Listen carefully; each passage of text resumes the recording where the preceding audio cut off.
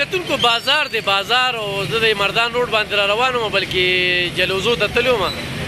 او د مورکې کال وکړو وي ته چېرته نو ما ورته زه خو را روان یم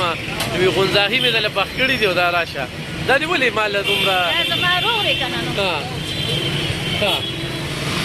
د خپلې مینې نه زما ورور یې ښه نو تاسو وایي چې غونځاغي ولې دغه کړمه او ما وایي چې زما ورور د زما لاس غونځاغي وخوري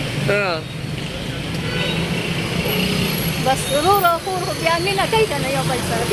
صحیح ده او دا چې کوم دی دا زما طرف ونیسه کتونکو دا